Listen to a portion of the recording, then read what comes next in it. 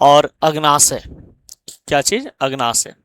आज का टॉपिक रहेगा बाबू अग्नाशय।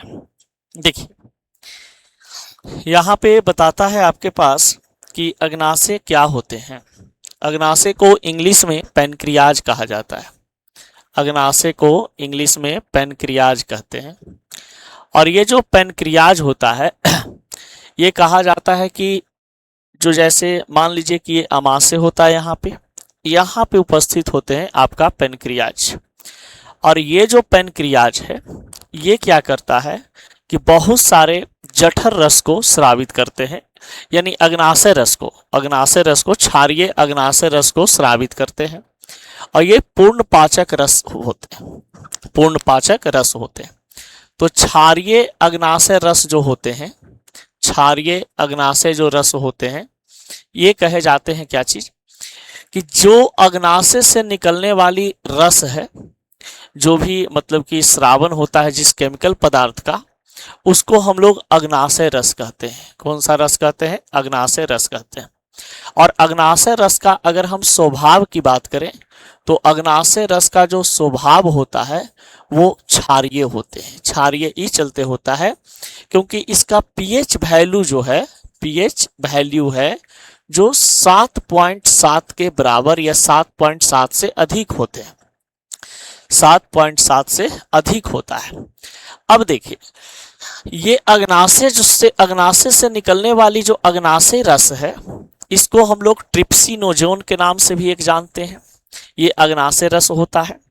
और एक होता है आपके पास जिसको हम लोग कहते हैं, ये प्रोटीन को पॉलीपेप्टाइड में तोड़ना, ठीक ना। अब कहा जाता है एक अग्नाशयी लाइपेज होते हैं और एक होता है अग्नाशय से निकलने वाला एमाइलेज।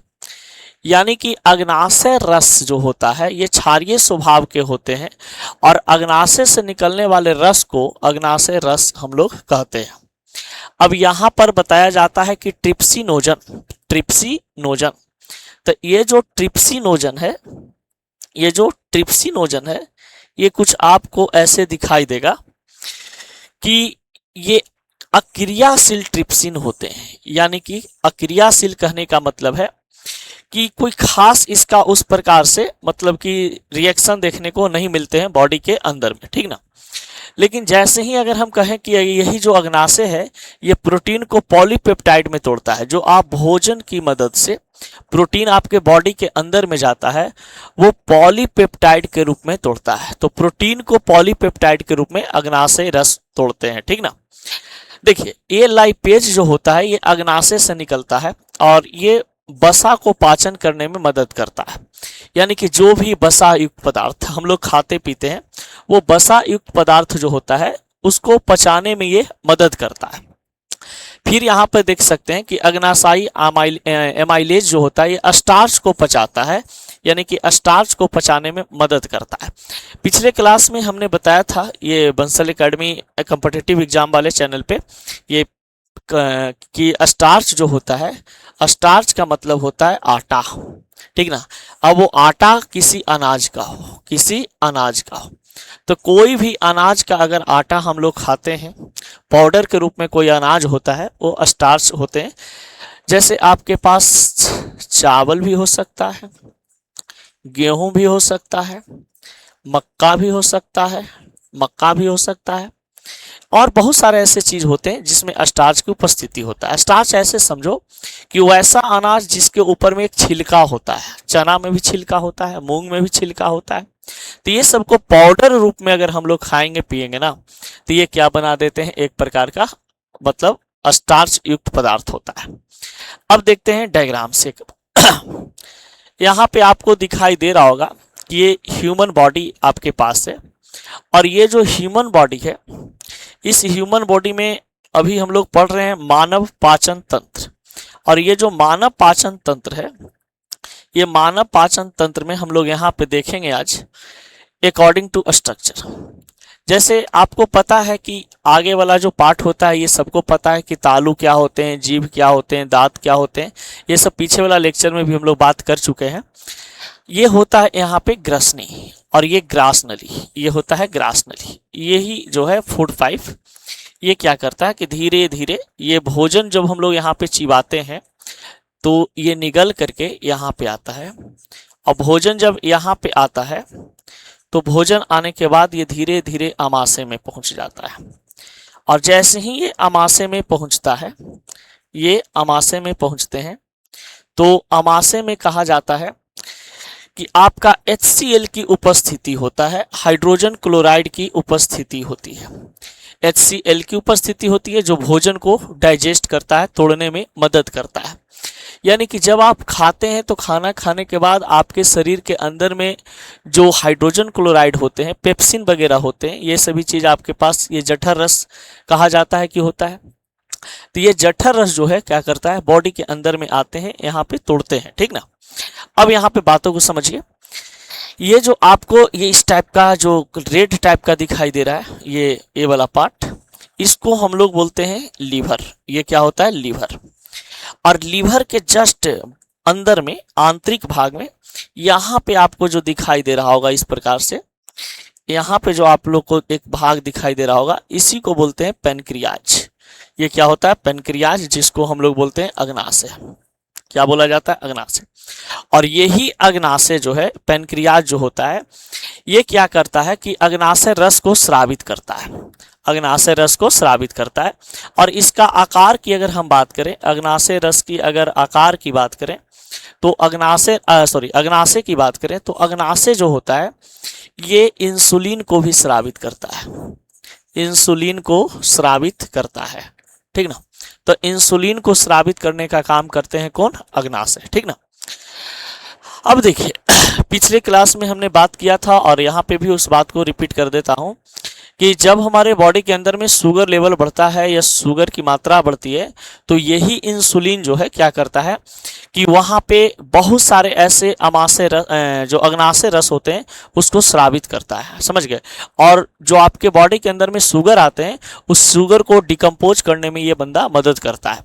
अब ये बंदा का और क्या काम है भाई, इसका काम है कि जैसे ही आपके बॉडी के अंदर में शुगर लेवल, सुक्रोज लेवल बढ़ता है तो ये बैलेंस करता है। एक उम्र के बाद कहा जाता है कि इतना ही काम नहीं करता है, इस चलते क्या होता है ना कि इंसुलिन आपके शरीर में नहीं बना पाते हैं ये पेनक्रियाज, और आप डायबिटीज का शिकार हो जाते हैं, यानी शुगर की बीमारी हो जाती है, ठीक ना। चलिए बढ़ते हैं आगे। यहाँ पे आपको जो ये दिख रहा है, इसके बारे में तो आप लोग को पता ही होगा कि ये जो है आपका लीवर है, ये आपका अमाशय हो जाता है, ये पेनक्रियाज हो जाते हैं। और ये जो आपको दिखाई दे रहा है यहाँ पे, ये जो आपको दिखाई दे रहे हैं, इसको हम लोग बड़ी आंत बोलते हैं। ये वाला को क्या बोला जाता है, बड़ी आंत। ये रेक्टम से जुड़ा होता है, ठीक ना, मल द्वार के साथ जुड़ा होता है, ठीक ना, ये बड़ी आंत। और जो यहाँ पे आप लोग को दिखाई दे रहा होगा, ये सब पूरा एकदम लेदड़ी पचौनी लेखा, समझ गए। तो ये लेदड़ी पचौनी जो नजर आता है ना, इसको छोटी आंत कहते हैं। इसको क्या कहते हैं, छोटी आंत। ये मुर्गा में भी देखते होंगे, जब मुर्गावा को काटता होगा, फाड़ता होगा और धर के इसे पेटवा में से निकालता होगा, ठीक ना। तो लेदड़ी पचौनी रहता है, जो कुछ रहता है, छोटी आंत रहता है, बड़ी आंत रहता है, उसको हम लोग ऐसे ही छोड़ देते हैं। तो हम लोग को भी मान लो कोई राक्षस उक्षस मारेगा ना, तो पहले मारेगा, मारने के बाद हाथ एकदम लेदा में घुसवेगा और सब लेदड़ी पचौनी बाहर निकाल देगा, ठीक ना। तो लेदड़ी पचौनी बाहर निकालेगा, इसका मतलब कुछ निकाल रहा है हम लोग का, ये छोटी आंत और बड़ी आंत निकाल देता है, ठीक ना। तो ये होता है बहुत ही भयंकर। एक बार की बात है, हमारे गांव में बहुत एक मतलब वो केतारी चिबने वाला दिन होता है ना, तो उस समय एक ऐसे ही पुरुष का, एक इंसान का वो हो गया था एक्सीडेंट। हम लोग गए, तो जाने के बाद क्या हुआ कि वहाँ पे गए तो मतलब गजबे देखने को मिला। हम बोले बाप रे बाप, ऐसा स्थिति ना हो कभी किसी के साथ।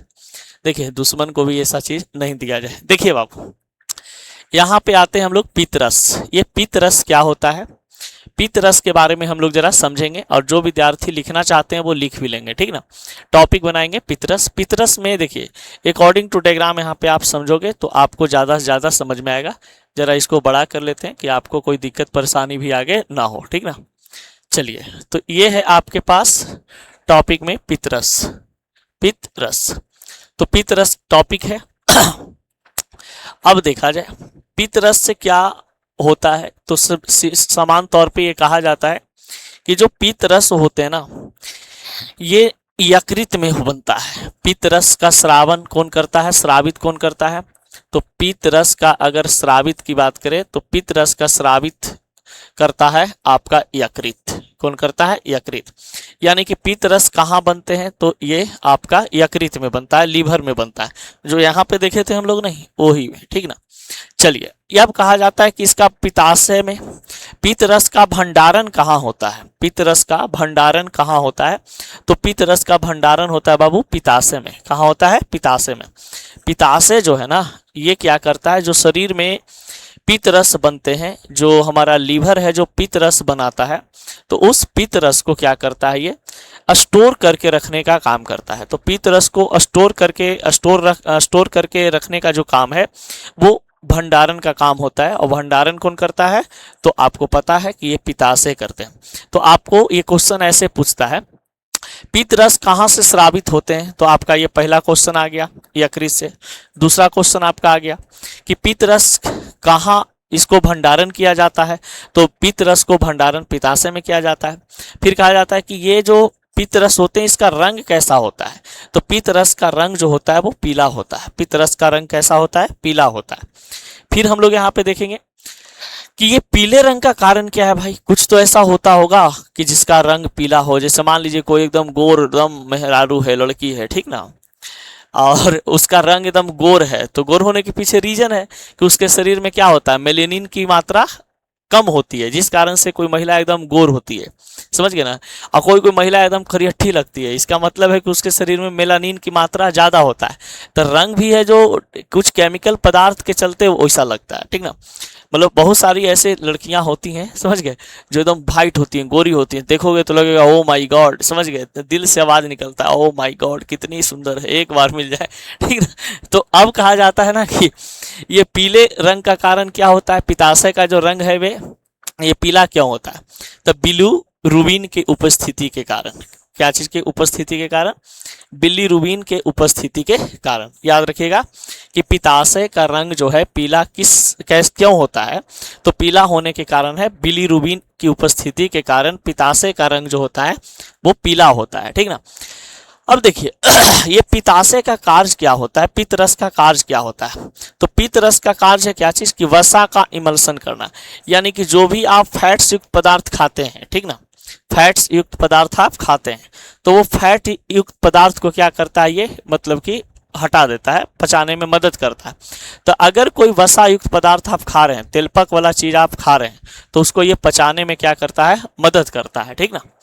फिर कहा जाता है यहाँ पे कि बिलीरुबिन हीमोग्लोबिन के टूटने से प्राप्त होता है। जब आपका हीमोग्लोबिन है जो टूट जाते हैं, तो टूटने के बाद ये क्या बनता है, यानी डिकम्पोज होने के बाद, विखंडन होने के बाद क्या बनता है? बिलीरुबिन बनते हैं, ठीक ना। चलिए, तो यहाँ पे जरा सा बातों को हम लोग पढ़ लेते हैं, लिख लेते हैं, और बातों को जरा सा आगे बढ़ाते हुए सब लोग जरा सा ध्यान से देख लेंगे। और इसको आप लोग वो कर लीजिए, स्क्रीनशॉट ले लीजिए, ठीक ना, स्क्रीनशॉट ले लेंगे, लिखने में आपको मदद होगा। चलिए आगे बढ़ा जाए। नेक्स्ट आपका जो टॉपिक है मेरे प्यारे भाई, लैंगरहैंस की दीपिका। लैंगरहैंस की दीपिका, अबे रणवीर की दीपिका होती है, लैंगरहैंस की दीपिका नहीं, ठीक ना।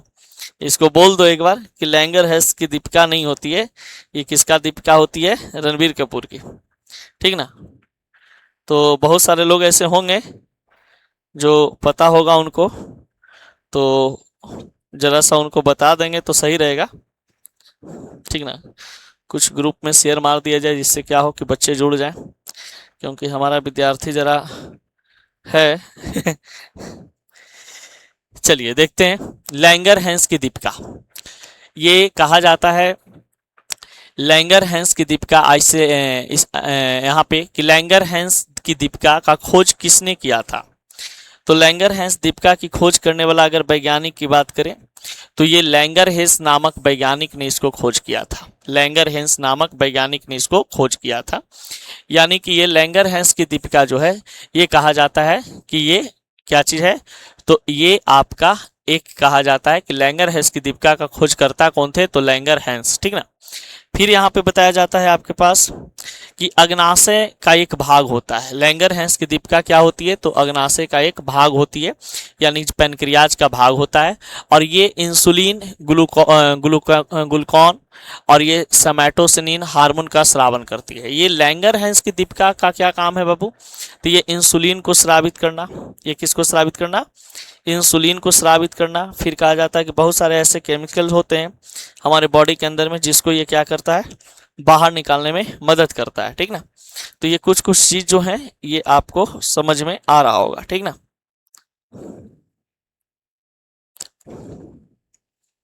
चलिए तो अब बढ़ते हैं आगे की ओर।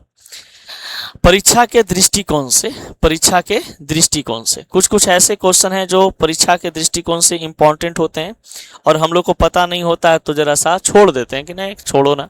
लेकिन अगर आप एग्जाम देने के लिए जा रहे हो, चाहे तो आप किसी भी कॉम्पिटिटिव एग्जाम का तैयारी कर रहे हो, तो यहाँ से आपका क्वेश्चन आता है कि अग्नाशय रस को पूर्ण पाचक रस कहा जाता है। यानी आपके पास बहुत सारे ऐसे ऑप्शन दे देंगे और पूछेंगे कि पूर्ण पाचक रस किसको कहा जाता है। तो पूर्ण पाचक रस जो है ये कहा जाता है किसको? तो पूर्ण पाचक रस जो कहा जाता है बाबू वो अग्नाशय को कहा जाता है, ठीक ना। अग्नाशय रस को कहा जाता है। तो अग्नाशय रस जो होते हैं ये क्या कहलाता है? पूर्ण पाचक रस कहलाता है, ठीक है। चलिए अब यहाँ पे आते हैं नेक्स्ट पॉइंट। एक स्वस्थ मनुष्य प्रतिदिन 2 लीटर आत रस स्रावित करता है। प्रतिदिन एक व्यक्ति उसका अग्नाशय से, अमाशय से कितना रस निकलते हैं? तो 2 लीटर जो है ना वो आत रस निकलता है। तो आपको पता होना चाहिए कि एक स्वस्थ मनुष्य के शरीर से कितना लीटर आत रस निकलता है? तो ये 2 लीटर आत रस निकलता है। 2 लीटर आत रस निकलता है, ठीक ना। 2 लीटर आत रस निकलते हैं। फिर कहा जाता है कि वसा का पाचन जो शरीर में होता है वो किसके माध्यम से होता है? अगर आप ज़्यादा तेलपक चीज़ खाते हैं, ठीक है, तो उसको पचाने के लिए आपको क्षारीय पदार्थ भी खाना पड़ेगा। यानी कि जैसे सेव आप खा सकते हैं, ठीक ना। तो जिसका पीएच मान 7 से अधिक होता है उसे क्षारीय कहते हैं। तो ऐसा बहुत सारे ऐसे पदार्थ होते हैं, जैसे आपके पास टमाटर हो गए, गाजर हो गया, ठीक ना। तो आपके पास सेव हो गए, इस सब में कहा जाता है क्या चीज़? कि क्षारीय पदार्थ की उपस्थिति होती है, ठीक ना। चलिए तो ये बात हो गई कुछ परीक्षा के दृष्टिकोण से। अब बढ़ते हैं आगे। अब यहाँ पे हम लोग को पढ़ना है बाबू छोटी आंत, स्मॉल इंटेस्टाइन। ये स्मॉल इंटेस्टाइन एक्चुअली में होता क्या है, ठीक है ना। जैसे हम लोग देखो पहले पढ़े मुंह के बारे में, यानी जीभ, दांत, ये सब के बारे में, कि पाचन में हम लोग पढ़ते हैं कि पाचन की क्रिया जो है ये मुंह से शुरू हो जाता है। तो मुंह से जब शुरू होता है तो इसमें सबसे इंपॉर्टेंट है आपका दांत, क्योंकि दांत ही भोजन को क्या करता है? पिसता है, इधर उधर ले जाता है, कुटता है। उसके बाद जीभ, उसके बाद ये एंजाइम्स, फिर कहा जाता है ये आपके पास ग्रसनी, फिर कहा जाता है ये ग्रासनली, फिर हम लोग अमाशय तक आए। अमाशय के बाद अग्नाशय को पढ़े, लीवर को पढ़े, ठीक ना। अब हम लोग को पढ़ना है क्या चीज? ये छोटी आंत। छोटी आंत क्या होता है इसके बारे में हम लोग को आज पढ़ना है, ठीक ना। तो चलिए बातों को यहाँ पे शुरू करते हैं कि छोटी आंत एक्चुअली में होता क्या है। छोटी आंत एक्चुअली में होते क्या है, ठीक ना। देखिए यहाँ पे बताता है कि ये जो आपका लेदड़ी पचौनी जैसा स्टाइल में आपको जो दिख रहा है इसको बोलते हैं हम लोग क्या चीज? छोटी आंत, ठीक है। तो सबसे पहले आप लोग टॉपिक बना लेंगे छोटी आंत, स्मॉल इंटेस्टाइन। कॉपी किताब लेकर के बैठो, ये कोई थोड़ी ना बागेश्वर वाला का कथा चल रहा है कि सुन रहे हो, ठीक ना। ऐसा थोड़ी ना है कि नहीं सुन लेते हैं पाप कट जाएगा, ठीक ना। इंसान पाप करने के बाद गंगा नहाए चाहे समुद्र नहाए उसका पाप उतना ही रहता है, समझ गए। तो यही बात है, कॉपी किताब लेके बैठो अगर पढ़ने के लिए आए हो तो, ना तो फिर तो रिकॉर्डेड वीडियो रहेंगे, बाद में देख लेंगे तुम लोग। चलिए देखते हैं यहाँ पे छोटी आंत। तो छोटी आंत की अगर हम लोग बात करते हैं बाबू, तो छोटी आंत में कहा जाता है कि 3 भाग होता है। एक भाग होता है ग्रहणी, एक होता है मध्यांत्र और एक होता है शेषयांत्र। ये जो आपके पास ये दिखाई दे रहे हैं इसको बोलते हैं ड्यूडेनम, इसको बोलते हैं जेजुनम और इसको बोलते हैं इलियम, ठीक ना। तो छोटी आंत का 3 भाग होते हैं। छोटी आंत का कितने भाग होते हैं? 3 भाग। तो हमेशा याद रखना कि स्मॉल इंटेस्टाइन को कितने भागों में बांटा गया है? तो 3 भागों में बांटा गया है, ठीक ना। एक होता है आपके पास ग्रहणी, एक होता है आपके पास मध्यांत्र जिसको बोलते हैं जेजुनम, और एक होता है आपके पास शेषांत्र जिसको बोलते हैं एलियम। क्या बोलते हैं? एलियम। अब देखिए इसकी जो लंबाई होती है छोटी आंत की, ये 6 से 7 मीटर होता है। तो ये क्वेश्चन बहुत बार आपसे रिपीट करता है, ठीक ना। 6 से 7 मीटर का रहा है, सेंटीमीटर नहीं बे, मीटर। आज हम 1.5 मीटर का एक इंटरनेट का तार मंगवाए हैं, तो ये बहुत बड़ा है, इतना बड़ा, समझ गए। इससे ज़्यादा ही होगा, दोनों हाथ अगर आ जाए तो इससे बड़ा, समझ गए। अब बताइए 6 मीटर, बाप रे बाप, इससे 4 गुना 5 गुना हो जाएगा, नहीं पूरा एकदम लेजड़ी पचौना लिखा सरियाल रहता है लेदा के अंदर में। अब देखिए इसका जो भोजन, इसका काम क्या है, छोटी आंत क्यों हमारे शरीर में भगवान दिया है भाई, कुछ तो ऐसे सोच समझ के ही दिया होगा, ठीक ना। ऐसे थोड़ी ना कुछ दे देता है, कुछ न कुछ कहा जाता है भगवान हम लोगों को देता है तो कुछ सोच समझ के देता है, और कुछ चीज़ छीन लेते हैं तो वो भी सोच समझ के ही छीनते हैं, ठीक ना। कि चलो इंसान के पास समय की कमी है तो इसको अलविदा करवा देते हैं किसी को, ठीक ना। तो वही बात होता है, इंसान का मिलना भटकना तो लगा हुआ है, लेकिन छोड़िए उस सब बात, आगे हम लोग बढ़ते हैं। यहाँ पे आओ कार्य। तो छोटी आंत का काम क्या है बाबू, तो भोजन का अंतिम रूप से पाचन तथा अवशोषण। यानी कि अगर कोई व्यक्ति जो है भोजन करता है, अब भोजन में जितना रस है, प्रोटीन है, विटामिन है, पोषक तत्व है, प्लस उसको दम छान करके, समझ गए, लास्ट छाननी है हमारा कौन, छोटी आंत, ये लास्ट छाननी के रूप में काम करता है। और जितना भोजन में पौष्टिक आहार होते हैं उसको एकदम हिगरा देता है, और जो बेस्ट मटेरियल रहता है उसको धीरे धीरे करके बड़ी आंत में बैठा देता है, और कहता है कि चलो तुम धीरे धीरे बाहर निकल जाना, ठीक ना। तो एक समय के बाद मल द्वार के द्वारा बाहर निकल जाता है बेस्ट मटेरियल। अब देखिए ये छोटी आंत जो होते हैं ना, ये भोजन का अंतिम रूप से पाचन और अवशोषण करता है। तो पूछता है कि शरीर का वह कौन सा ऐसा भाग है जो भोजन को अंतिम रूप से पाचन तथा अवशोषण करता है, तो याद रखना बाबू ये आपका छोटी आंत होते हैं। अब ये छोटी आंत में ही देखिए एक होता है erepsin, erepsin, maltose, lactose, lipase, sucrose, sucrase, ये सब की बात होती है। तो ये जो पेप्टोन्स पाचन होते हैं, इरेप्सिन में जो पेप्टोन्स पाचन होता है ये एमिनो अम्ल के कारण होता है। एमिनो अम्ल को मतलब कि ये पाचन करता है, ठीक ना। अब देखिए ये है माल्टोज, तो ये माल्टोज कहने का मतलब ग्लूकोज को पचाने में मदद करता है। तो जो हम लोग के बॉडी के अंदर में ग्लूकोज होता है उसको डाइजेस्ट करने में, उसको क्या करने में, डाइजेस्ट करने में ये मदद करता है, ठीक ना। तो माल्टोज जो है, माल्टोज को पचाता है, ग्लूकोज के रूप में आपके बॉडी के अंदर में होते हैं, ठीक ना। फिर होता है बाबू एक लैक्टोज, तो लैक्टोज को पाचन करता है जहाँ पे लैक्टोज प्लस ग्लूकोज की उपस्थिति होती है। यानी कि लैक्टोज और ग्लूकोज जो है फूड जो हम लोग खाते हैं ना, उससे ये सब चीज़ रासायनिक पदार्थ हमारे बॉडी के अंदर में बनते रहते हैं। कार्बोहाइड्रेट्स का ये सब पार्ट होता है, ये सब कार्बोहाइड्रेट्स टूट टूट के ये सब बनते हैं, और फिर ये सब जुड़ जुड़ के कार्बोहाइड्रेट्स का निर्माण करता है। तो ये सब जुड़ना टूटना हमारे शरीर में लगा हुआ है, ठीक ना। इसलिए देखिएगा जिंदगी में भी ये चीज़ होते रहता है, किसी का जुड़ना किसी का टूटना, कोई आपसे जुड़ेगा तो कोई टूट जाता है, कोई टूटता है तो कोई जुड़ जाता है, इस प्रकार से घटनाएं होते रहती हैं। अब देखिए लाइपेज, लाइपेज को हम लोग बोलते हैं बाबू इमल्सिफाइड वसा पाचन। ये लाइपेज वही चीज़ है जो आपको मोटकरा बनाता है, ठीक ना। अगर आप पूरा एकदम छनौआ चीज़ खा रहे हैं, पूरा एकदम एकदम जितना फास्ट फूड है, अर्गर बर्गर सिंघाड़ा समोसा लिट्टी छेना, समझिए लन फन चीज़ खा रहे हैं, और आपके शरीर में लाइपेज की मात्रा कम बनेगी नहीं, तो आपको जो वसा है ना उसको डाइजेस्ट नहीं कर पाता है, और वो मतलब धीरे धीरे आपका चर्बी के रूप में जमा हो जाएगा। पहले नभिया के नीचे जमा होगा, वसा का ये आदत है, समझ गए। वसा जब फैट्स आपके शरीर के अंदर में जमेगा ना, तो सबसे पहले लेदा के नीचे जमता है, और लेदवा के नीचे जमेगा, समझ गए ना। तो लेदवा के नीचे सॉरी नभिया के नीचे जमेगा, फिर धीरे धीरे इन्हें फैलेगा, समझ गए, इन्हें इधर हल्का हल्का आएगा, ये एकदम गोल मटोल होगा तनी मनी, उसके बाद लगेगा ओ माई गॉड, फिर धीरे धीरे एने फैलेगा, एने पटिया, फिर एने पट्टी फैलेगा, समझ गए। फिर धीरे धीरे एने चढ़ेगा, धीरे धीरे चढ़ते चढ़ते पूरा इधर चढ़ना शुरू हुआ तो कुछ टघरता भी है, तो गोड़बो दने टघरता है, तो जंगवों वो हम लोग के मोटा जाता है, समझ गया, बसा जमने लगता है। अब होता है सुक्रेज, सुक्रेज का ग्लूकोज एवं फ्रक्टोज में विखंडन करता है। यानी कि ये जो आपका छोटी आंत है ये क्या करता है ना, कि इसको तोड़ने में ये मदद करता है, ग्लूकोज सुक्रोज को ये विखंडित करता है। अब देखिए एक हम लोग के पास पॉइंट है जिसका नाम है बड़ी आंत। देखिए बड़ी आंत से जो क्वेश्चन आता है इस पे हम लोग फोकस करेंगे। अब इसको पूरा पूरा एकदम पढ़ोगे ना कि नहीं आज तो एकदम बड़ी आंत को एकदम एक कर देंगे पढ़ करके, तो ऐसे नहीं होता है ना। बड़ी आंत से रिलेटेड जो क्वेश्चन आपका आता है उसके बारे में हम लोग यहाँ पे देखने का प्रयास करेंगे, ठीक ना, कि बड़ी आंत से कौन कौन क्वेश्चन आपका आता है, और जो क्वेश्चन आएंगे उसी पे हम लोग ज़्यादा फोकस करेंगे तो बेहतर है, ठीक ना। क्योंकि फालतू के मेमोरी लॉस करने से क्या फ़ायदा है, ठीक ना। चलिए तो यहाँ पे टॉपिक बना लेंगे आप लोग बड़ी आंत। बड़ी आंत से रिलेटेड कुछ कुछ जो पॉइंट है आपको बता देते हैं। पहले यहाँ पे आप समझ लो, इस ये जो आप लोग को दिखाई दे रहा है ना ऐसे, ये वाला, इसी को बोलते हैं बाबू हम लोग बड़ी आंत, इसको बोलते हैं बड़ी आंत। और ये जो बड़ी आंत होता है छोटी आंत से जैसा छोटा होता है, ठीक है ना, नाम है बड़ी आंत लेकिन छोटी आंत से छोटा इसका स्ट्रक्चर होते हैं, लंबाई होता है।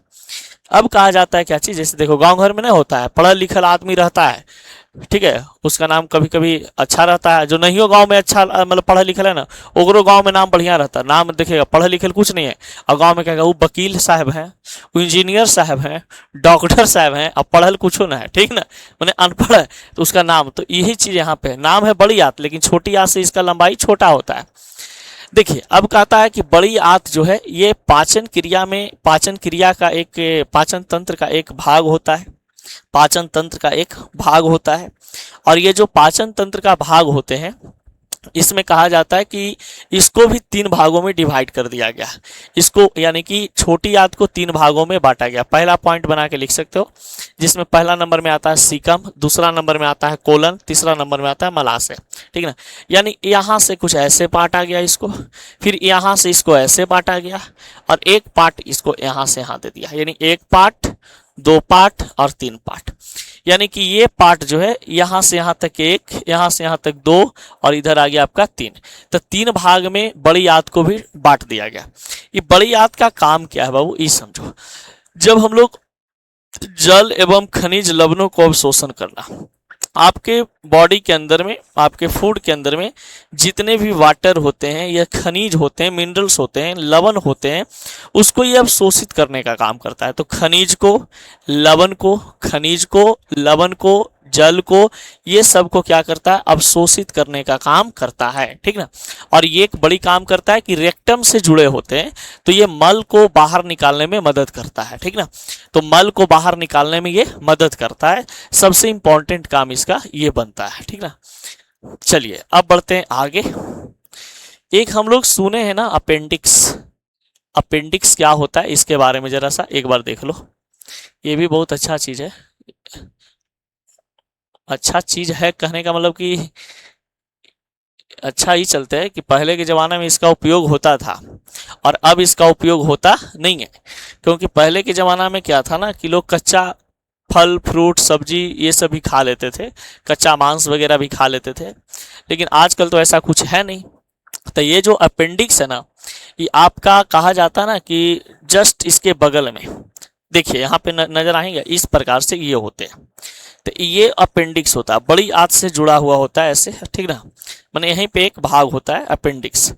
अब ये जो अपेंडिक्स है इसको दूसरा नाम हम लोग बोलते हैं कृमि रूप परिशेषिका, परिशेषिका, ठीक ना, कृमि रूप परिशेषिका। तो कृमि रूप परिशेषिका की अगर बात करते हैं तो इसका दूसरा नाम बोलता है, ठीक ना, अपेंडिक्स। तो अपेंडिक्स का दूसरा नाम क्या होता है, कृमि रूप परिशेषिका। तो कृमि रूप परिशेषिका में कहता है कि ये वाला जो पार्ट है ये एक नस की तरह होता है। ये अपेंडिक्स जो होता है ना, अपेंडिक्स जो होता है एक नस की तरह भाग होता है। और देखो हम लोग कहाँ पे थे, इसका कहानी पे। अपेंडिक्स हम लोग का बॉडी में, सबके बॉडी में होता है, राइट साइड में होता है, ठीक ना, ये इधर राइट साइड में होता है।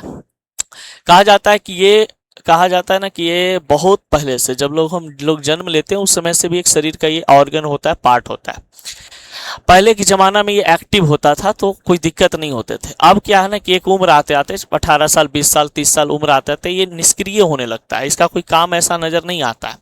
क्योंकि ये अपेंडिक्स का काम है कि अगर आप कच्चा चीज़ों को खाते हैं, ठीक ना, तो ये पचाने में मदद करता है, समझ गए।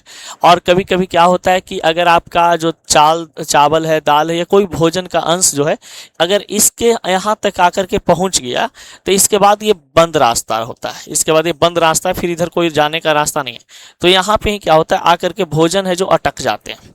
अब भोजन का मात्रा 1-2 दाना है जो अटक गया, अब धीरे धीरे इसको सड़ाना शुरू कर देता है, घाव बनाना शुरू कर देते हैं। और जब ये घाव बनाना शुरू करता है ना तो यहाँ पे बड़ा घाव बन जाता है, समझ गए।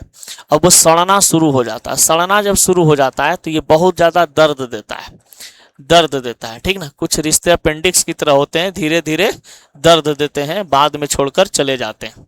तो अपेंडिक्स भी वही चीज है, जब आता है तो धीरे धीरे यहाँ पे आपको हल्का हल्का दर्द देगा, लगे पेट दर्द दे रहा है, दवाई ववाई खाओगे सही हो जाओगे, ठीक हो जाओगे, ठीक है।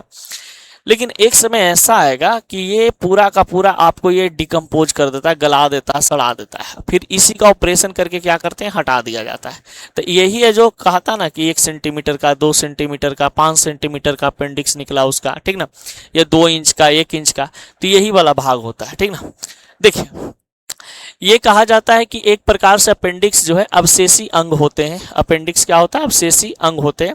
और ये कहा जाता है कि बृहदांत्र में सीकम से जुड़ा होता है। ये किससे जुड़ा होता है, सीकम से जुड़ा होता है। बताया था ना कि ये वाला पार्ट है जो आपका सीकम होता है, तो यहाँ से ये वाला जुड़ा होते हैं, ये वाला क्या होता है, जुड़ा होता है। तो अपेंडिक्स जो है बड़ी आंत से जुड़े होते हैं और ये अवशेषी अंग होता है। और इसको हम लोग जानते हैं क्या चीज, कृमि रूप परिशेषिका के नाम से, कृमि रूप परिशेषिका के नाम से, ठीक ना। तो चलिए आज भर इतना ही, और कल पढ़ेंगे हम लोग लीवर, और लीवर से रिलेटेड कुछ इंपॉर्टेंट और काम, उसके बाद पोषण और विटामिन हम लोग। तो कल का लेक्चर इसको खत्म ही कर देंगे, उसके बाद पढ़ेंगे नेक्स्ट क्लास में पोषण एवं विटामिन, ठीक ना। ये बहुत अच्छा, इससे क्वेश्चन आपका आता भी है, तो इसको डिस्कस करेंगे नेक्स्ट क्लास में। आज भर इतना ही रहने देते हैं।